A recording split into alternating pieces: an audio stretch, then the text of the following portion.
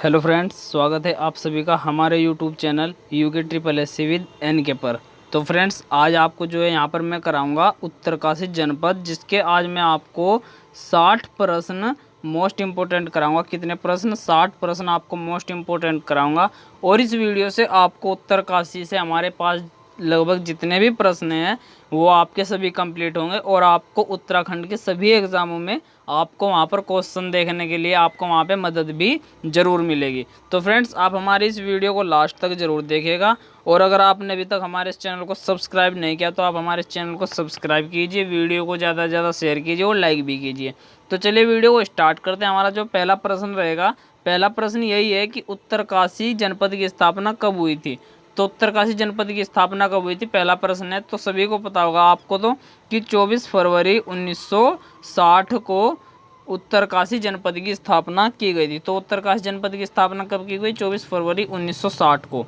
फिर सेकंड प्रश्न है, उत्तरकाशी का लिंगानुपात कितना है। तो उत्तरकाशी का लिंगानुपात कितना आएगा? 958। तो लिंगानुपात कितना आएगा? 958 यहाँ का लिंगानुपात है। ठीक है। फिर नेक्स्ट आएगा कि उत्तरकाशी का प्राचीन नाम। उत्तरकाशी का प्राचीन नाम क्या है? यहाँ पे उत्तरकाशी के जो प्राचीन नाम है, अधिकतर हमने क्या पढ़े हैं? सौम्या काशी। क्या पढ़ा है? सौम्या काशी और बाड़ाहाट। क्या पढ़ा है यहाँ पे? सौम्या काशी और बाड़ाहाट। यहाँ पर हमने उत्तरकाशी के प्राचीन नाम पढ़े हैं। ठीक है। लेकिन इसका एक और प्राचीन नाम है शत्रुघ्न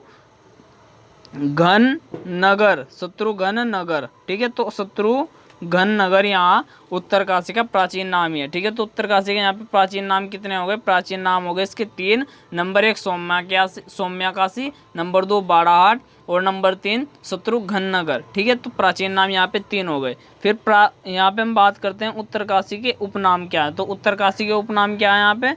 उत्तरकाशी के भी यहाँ पर 3 नाम है। नंबर 1 रवाई क्षेत्र, नंबर 2 उत्तर का काशी और नंबर 3 गंगा यमुना का मायका। तो गंगा यमुना का मायका भी किसे कहा गया है? गंगा यमुना का मायका भी किसका उपनाम है? यहाँ पे हमारे पास उत्तरकाशी जनपद का उपनाम है। और उत्तर का काशी भी, उत्तर का काशी किसका उपनाम है? यहाँ पे उत्तरकाशी का। और रवाई क्षेत्र भी उत्तरकाशी का ही उपनाम है। फिर नेक्स्ट है कि मणिकर्णिका घाट कहाँ पर स्थित है। तो मणिकर्णिका घाट कहाँ पर स्थित है? हमारे पास उत्तरकाशी जनपद में ही स्थित है। तो मणिकर्णिका घाट कहाँ पर स्थित है? ठीक है। तो हमारे पास मणिकर्णिका घाट कहाँ पर स्थित है? उत्तरकाशी जनपद में स्थित है। फिर नेक्स्ट आएगा परशुराम की तपस्थली कहाँ थी। तो परशुराम की तपस्थली, तो परशुराम की तपस्थली कहाँ पर थी? तो वो भी उत्तरकाशी जनपद में थी। तो प्रश्न आपके पास यहाँ से ये आ जाएगा कि उत्तराखंड के किस जनपद में परशुराम की तपस्थली रही है। तो किस स्थान पर रही है या किस जनपद में रही है? उत्तरकाशी जनपद में रही है। फिर नेक्स्ट आएगा हमारे पास कि उत्तरकाशी को गुप्त काल में किस नाम से जाना जाता था। तो उत्तरकाशी को गुप्त काल में, जब गुप्त काल था यहाँ पे, तो किस नाम से जाना जाता था? तो किस नाम से जाना जाता था? उसको बाड़ाहाट के नाम से जाना जाता था। मोस्ट इम्पोर्टेंट प्रश्न है फ्रेंड्स। तो आप इस प्रश्न को भी बहुत अच्छे तरीके से अपनी जितने भी आप नोटबुक बना रहे हैं तो आप नोटबुक में इन सभी प्रश्नों को वहाँ पर नोट भी जरूर कर लीजिएगा। तो हमारे पास उत्तरकाशी को गुप्त काल में किस नाम से जाना जाता था? यहाँ पे बाड़ाहाट के नाम से जाना जाता था। फिर नेक्स्ट है क्वेश्चन नंबर 8 कि उत्तरकाशी को केदारनाथ में क्या कहा गया। तो उत्तरकाशी को केदारखंड में क्या कहा गया? तो उत्तरकाशी को केदारखंड में क्या कहा गया? यहाँ पे सौम्या काशी। तो सौम्या काशी यहाँ पर कहा गया है। तो सौम्या काशी। ठीक है। तो ये भी मोस्ट इंपोर्टेंट प्रश्न है, सौम्या काशी कहा गया है।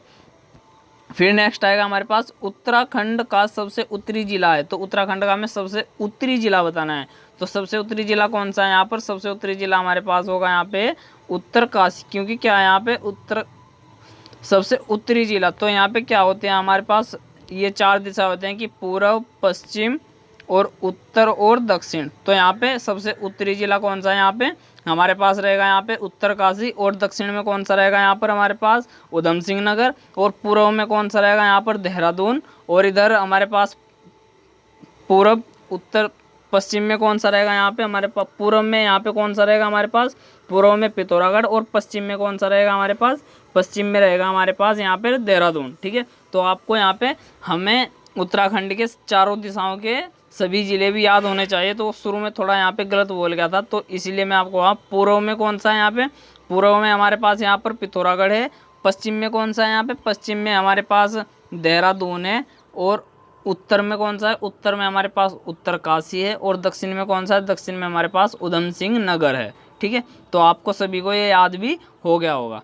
फिर नेक्स्ट प्रश्न है हमारे पास कि किस राजा के शासनकाल में बाड़ाहाट का उल्लेख आया है जो कि वर्तमान में उत्तरकाशी है।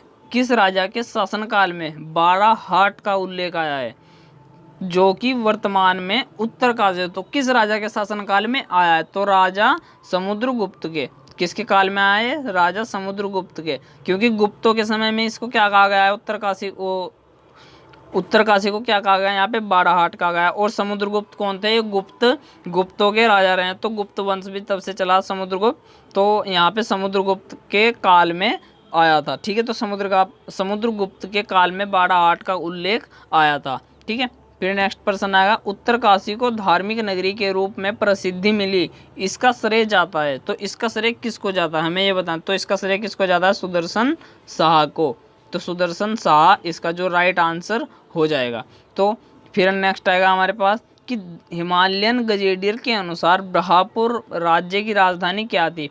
ब्रह्मपुर राज्य की राजधानी क्या थी, हिमालयन गजेटियर के अनुसार इसने कहा, तो हिमालयन गजेटियर के अनुसार ब्रह्मपुर राज्य की राजधानी क्या रही है, यहाँ पर बाड़ाहाट रही है। क्या रही है, बाड़ाहाट इसकी राजधानी रही है। तो ब्रह्मपुर की राज्य की राजधानी क्या रही है, यहाँ पे बाड़ाहाट रही है।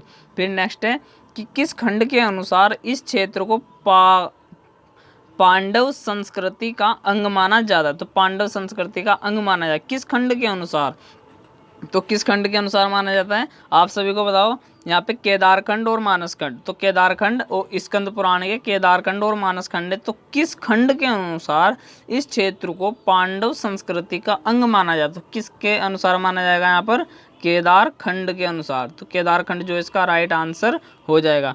फिर नेक्स्ट प्रश्न है हमारे पास कि चिन्यालीसोड़ हवाई पट्टी कहाँ पर स्थित, तो आप सभी को पता होगा और काफ़ी बार एग्जाम में आया हुआ भी प्रश्न है कि चिन्यालीसोड़ हवाई पट्टी कहाँ पर है, तो ये हमारे पास उत्तरकाशी जनपद में ही स्थित है। तो उत्तरकाशी जनपद में स्थित है। फिर नेक्स्ट आएगा, उत्तरकाशी में 1803 ईस्वी में कौन सी प्राकृतिक आपदा आई।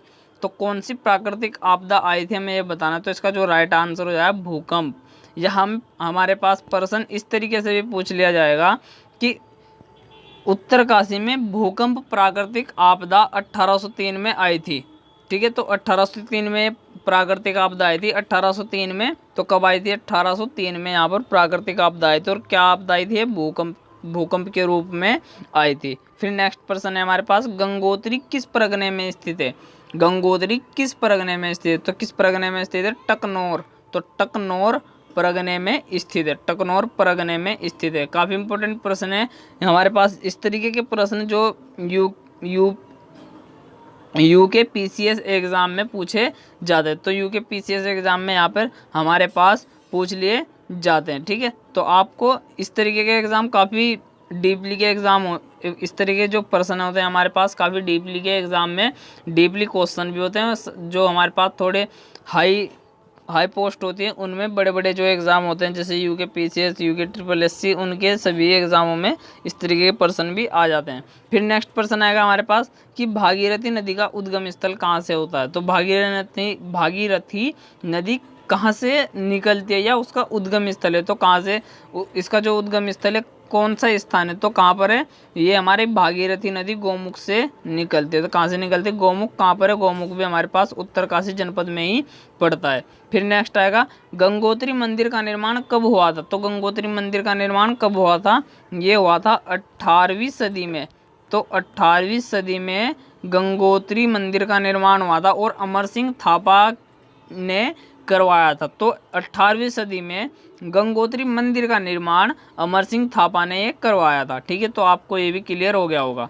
फिर नेक्स्ट प्रश्न है हमारे पास कि नेक्स्ट प्रश्न आएगा यहाँ पर, गंगोत्री मंदिर का पुनरुद्धार किसने करवाया था। तो गंगोत्री मंदिर का पुनरुद्धार किसने करवाया था, तो हमारे पास जो पुनरुद्धार की बात आएगी, थोड़ा उसमें जो टूट फूट हो जाती है उसको दोबारा से पुनर्निर्माण जिसको बोल देते हैं या पुनरुद्धार जिसको बोलते हैं, तो वो किसने करवाया था, वो कराया था जयपुर राजा माधो सिंह ने। जयपुर के राजा थे कौन थे, माधो सिंह। तो माधो सिंह ने इसका पुनरुद्धार कराया था।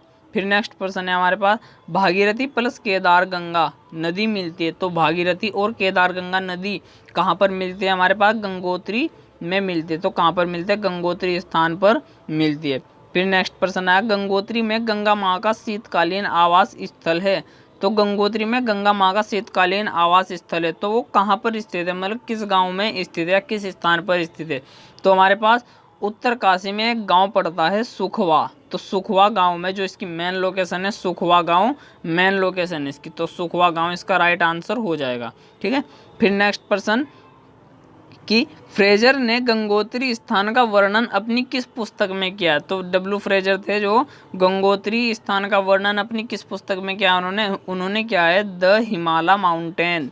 कौन सी पुस्तक थी उनकी, द हिमालय माउंटेन। तो द हिमालय माउंटेन पुस्तक में उन्होंने गंगोत्री स्थान का वर्णन किया है। फिर नेक्स्ट आएगा, यमुनोत्री किस परगने में स्थित है, यमुनोत्री, यहाँ पे अब बात की उसने यमुनोत्री किस परगने में स्थित, तो किस परगने में स्थित है, रवाई परगने गीट पट्टी में। तो कौन से परगने में, अगर परगने में बात करें, रवाई परगने में तो रवाई परगने के गीठ पट्टी में, तो रवाई परगने गीट पट्टी में स्थित है। तो गंगोत्री किस परगने में स्थित है, यहाँ पे रवाई परगने गीट पट्टी में स्थित है। फिर नेक्स्ट प्रश्न आएगा हमारे पास कि यमुनोत्री में हनुमान मंदिर की स्थापना किसने करवाई थी, तो यमुनोत्री में हनुमान मंदिर की स्थापना किसने करवाई थी, ये करवाई थी सुदर्शन शाह ने। तो किसने करवाई थी, सुदर्शन शाह ने इसकी स्थापना करवाई थी। फिर नेक्स्ट प्रश्न आएगा हमारे पास कि यमुनोत्री मंदिर का निर्माण किसने करवाया था, यमुनोत्री मंदिर का निर्माण, अब यहाँ पे बात कर रहे हैं, तो यमुनोत्री मंदिर का निर्माण किसने करवाया था, तो सर्वप्रथम अगर मैं बात करूँ यमुनोत्री मंदिर का निर्माण सर्वप्रथम किसने करवाया था, यहाँ पर सुदर्शन शाह ने सर्वप्रथम कराया था। ठीक है। और सर्वप्रथम कब, 1850 में करवाया था। और 1919 में किसने करवाया था, 1919 में करवाया था प्रताप शाह ने। ठीक है। तो हमारे पास इनकी डेट भी यहाँ पर दी गई है, तो 1850 में किसने करवाया, सुदर्शन शाह ने, 1919 में किसने करवाया, प्रताप शाह ने। तो आपको ये भी याद यहाँ पर होने चाहिए। ठीक है। फिर नेक्स्ट प्रश्न आएगा हमारे पास, यहाँ पर इस मंदिर का पुनरुद्धार किसने करवाया था, तो मतलब किसका, यमुनोत्री मंदिर का पुनरुद्धार किसने करवाया, तो यमुनोत्री मंदिर का पुनरुद्धार यहाँ पर किसने करवाया था, महारानी गुलेरिया। तो महारानी गुलेरिया ने इसका पुनरुद्धार कराया था। ठीक है। तो महारानी गुलेरिया ने इसका पुनरुद्धार कराया था। फिर नेक्स्ट प्रश्न आएगा हमारे पास यहाँ पर कि माँ यमुना का शीतकालीन आवास स्थल है, तो माँ यमुना का शीतकालीन आवास स्थल उसने कहा है, तो माँ यमुना का शीतकालीन आवास स्थल हमें बताना है। तो माँ यमुना का शीतकालीन आवास स्थल कहाँ पर है, तो जो हमारे पास रहेगा खरसाली गांव रहेगा, खरसाली गांव और सोमेश्वर देवालय, खरसाली गांव सोमेश्वर देवालय में स्थित है। तो सोमेश्वर देवालय में स्थित है। ठीक है। फिर नेक्स्ट प्रश्न आएगा हमारे पास, चारों धामों की यात्रा का प्राथमिक चरण सबसे पहले किस धाम के दर्शन करने से होता है। तो यहाँ पे प्रश्न देखिए क्या कितना अच्छा प्रश्न है। यहाँ पे अगर एग्जाम में आ जाए तो यहाँ से मेरिट लिस्ट भी अच्छी जाएगी आपकी। चारों धाम की यात्रा का प्राथमिक चरण सबसे पहले किस धाम के दर्शन करने से होता है, तो सबसे पहले हम किस धाम के दर्शन करने चाहते, तो यमुनोत्री। तो हमें यहाँ पर बताना है यमुनोत्री के दर्शन करने होते हैं। ठीक है। तो हमारे पास जो इसका राइट आंसर है यमुनोत्री। फिर नेक्स्ट प्रश्न है, भागीरथी नदी का उद्गम स्थल है, तो भागीरथी नदी का उद्गम स्थल कहाँ पर है, गोमुख से ही निकलते, तो भागीरथी नदी का उद्गम स्थल कहाँ पर है, गोमुख। ठीक है। फिर नेक्स्ट प्रश्न आएगा हमारे पास, वासुकी ताल और कालंदी खाल कहाँ पर स्थित है, तो वासुकी ताल और कालंदी खाल कहाँ पर स्थित है, जो इसकी मेन लोकेशन है गोमुख, तो गोमुख में स्थित है। और ये हमारा चैनल है, आप इस चैनल को सब्सक्राइब भी जरूर कर लीजिएगा। ठीक है। फिर हमारे पास नेक्स्ट प्रश्न आएगा कि हिमालय का टिप इन टॉप किसे कहा जाता है, टिप इन टॉप, तो हिमालय का टिप इन टॉप किसे कहा जाता है, तपोवन स्थान को कहा जाता है। किसे कहा जाता है, यहाँ पर तपोवन स्थान को कहा जाता है। ठीक है। हिमालय का टिप इन टॉप किसे कहा गया है, तपोवन स्थान को कहा गया है। फिर नेक्स्ट आएगा हमारे पास एकमात्र वह स्थान कौन सा है जहाँ से 15 हिमालयी पर्वत चोटियों को नज़दीक से देखा जा सकता है? 15 हिमालयी पर्वत चोटियों को नज़दीक से देखा जा सकता है, तो वो एकमात्र स्थान कौन सा है हमारे उत्तराखंड में? तो कौन सा है? तपोवन। तपोवन स्थान से हम एक साथ 15 हिमालय चोटियों को देख सकते हैं। फिर नेक्स्ट प्रश्न आएगा हमारे पास, विश्वनाथ मंदिर का उल्लेख किस खंड में वर्णित है? तो विश्वनाथ मंदिर कहाँ पर है? विश्वनाथ मंदिर उत्तरकाशी में ही स्थित है। और विश्वनाथ मंदिर का उल्लेख किस खंड में स्थित है? तो किस खंड में स्थित है? केदार खंड में स्थित है। तो केदार खंड जो इसका राइट आंसर हो जाएगा। फिर नेक्स्ट प्रश्न आएगा, किस मंदिर से मोखरी वंश का 576 ईस्वी का अभिलेख प्राप्त हुआ है? तो किस मंदिर से, उत्तराखंड के किस मंदिर से मोखरी वंश का 576 ईस्वी का अभिलेख प्राप्त हुआ? तो कहाँ से हुआ है? शक्ति मंदिर। किस मंदिर से हुआ? शक्ति मंदिर से हुआ है। ठीक है, तो शक्ति मंदिर इसका राइट आंसर हो जाएगा। फिर नेक्स्ट प्रश्न आएगा हमारे पास, मनेरी पर्यटन स्थल स्थित है। तो मनेरी पर्यटन स्थल कहाँ पर स्थित है? तो मनेरी जो है उत्तरकाशी जनपद में ही स्थित। तो मनेरी कहाँ पर है? मनेरी उत्तरकाशी जनपद में स्थित है। फिर नेक्स्ट आएगा, कृति बामक ग्लेशियर स्थित है। तो कृति बामक ग्लेशियर कहाँ पर स्थित है? हमारे पास उत्तरकाशी जनपद में ही स्थित है। तो कृति बामक हमारे पास ग्लेशियर होते हैं, ग्लेशियर मंदिर, इनसे भी काफ़ी मोस्ट इम्पोर्टेंट प्रश्न बनते हैं। और यहाँ हमारे पास लगभग 2 या 3 प्रश्न हमारे एग्जाम में जरूर, सभी एग्जामों में यहाँ पर हमें देखने को भी मिलते हैं। ठीक है, तो आप मंदिरों पर भी और ग्लेशियर मंदिरों पर भी यहाँ पर ध्यान दीजिए। और फिर हमारा जो नेक्स्ट प्रश्न रहेगा, नेक्स्ट प्रश्न 37, कि कल्प केदार व भागीरथी नदी के संगम स्थल पर मंदिर स्थित है। तो यहाँ पे क्या है? कल्प केदार और भागीरथी नदी के संगम पर कौन सा मंदिर स्थित है? तो यहाँ पे बताना, तो कल्प केदार मंदिर। तो कौन सा मंदिर है? कल्प केदार मंदिर स्थित। तो कल्प केदार मंदिर यहाँ पर स्थित है। जो इसका राइट आंसर होगा वो कल्प केदार मंदिर हो जाएगा। फिर नेक्स्ट है, वर्तमान में तपोवनी माता एवं सुभद्रा जी का निवास स्थल है। वर्तमान में बात करें, वर्तमान तपोवनी माता एवं सुभद्रा जी का निवास स्थल है, तो कहाँ पर है? तो धराली। तो कहाँ पर है? धराली में स्थित है। धराली जो इसका राइट आंसर हो जाएगा। फिर नेक्स्ट प्रश्न, उत्तराखंड का जनरल डायर किसे कहा जाता है? तो उत्तराखंड का जनरल डायर किसे कहा गया? तो उत्तराखंड का जनरल डायर किसे कहा गया? यहाँ पे चक्रधर जुयाल को। चक्रधर जुयाल जो है हमारे पास उत्तराखंड के जनरल डायर कहे गए हैं। ठीक है, और फिर नेक्स्ट है कि उत्तराखंड का नेपोलियन, नेपोलियन किसे कहा गया है? यहाँ पे नेपोलियन जो है यहाँ पे उत्तराखंड का नेपोलियन कहा गया है अजय पाल को, जो परमार वंश के 37वें राजा भी रहे हैं। ठीक है, फिर हमारे पास नेक्स्ट प्रश्न आएगा कि विश्वेश्वर मंदिर का जीर्णोद्धार किसने करवाया था? तो विश्वेश्वर मंदिर का जीर्णोद्धार किसने करवाया था? यहाँ पर सुदर्शन शाह ने। तो इसका जो राइट आंसर हो जाएगा विश्वेश्वर मंदिर का जीर्णोद्धार तो सुदर्शन शाह ने करवाया था। फिर नेक्स्ट प्रश्न, कि शक्ति स्तंभ मंदिर स्थित है? तो किस स्थान पर स्थित है? तो शक्ति स्तंभ मंदिर कहाँ पर स्थित है? हमारे पास जो इसका राइट आंसर हो जाएगा उत्तरकाशी जनपद में स्थित है। तो कहाँ पर स्थित है? उत्तरकाशी जनपद में स्थित है। फिर नेक्स्ट प्रश्न, कि भैरव झाप स्थित है? तो भैरव झाप कहाँ पर स्थित है? हमारे पास ये भी उत्तरकाशी जनपद में ही स्थित है। कहाँ पर स्थित है? उत्तरकाशी जनपद में स्थित है। फिर नेक्स्ट प्रश्न आएगा हमारे पास, गंगा को महर्षि जनहू की पापनाशिनी कन्या को किस नाम से जाना जाता है? प्रश्न ध्यान से पढ़े कि गंगा को महर्षि जनहू की पापनाशिनी कन्या को किस नाम से जाना जाता है? तो महर्षि जनू की पापनाशिनी कन्या को किस नाम से जाना जाता है? तो किस नाम से जाना जाता है? जनू है यहाँ पे, तो हमारा आ जाएगा जाह्नवी नाम से। तो किस नाम से जाना जाता है? जाह्नवी नाम से जाना जाता है। जो इसका राइट आंसर हो जाएगा जाह्नवी हो जाएगा। फिर हमारे पास नेक्स्ट प्रश्न है कि महर्षि जनू मुनि आश्रम किस स्थान पर स्थित है? तो महर्षि जनू मुनि आश्रम किस स्थान पर स्थित है? हमारे पास जो इसकी मेन लोकेशन है जांगला नामक स्थान, तो जांगला नामक स्थान पर स्थित है और ये हमारे पास उत्तरकाशी जनपद में ही स्थित है। फिर नेक्स्ट प्रश्न आएगा हमारे पास यहाँ पर कि सूर्यकुंड किस मंदिर के पास स्थित है? सूर्यकुंड किस मंदिर के पास स्थित है? तो किस मंदिर के पास स्थित है? सूर्यकुंड गंगोत्री मंदिर के पास में सूर्यकुंड स्थित है। फिर नेक्स्ट प्रश्न कि भागीरथी नदी के बाएं तट पर कौन सा स्थित मैदान है?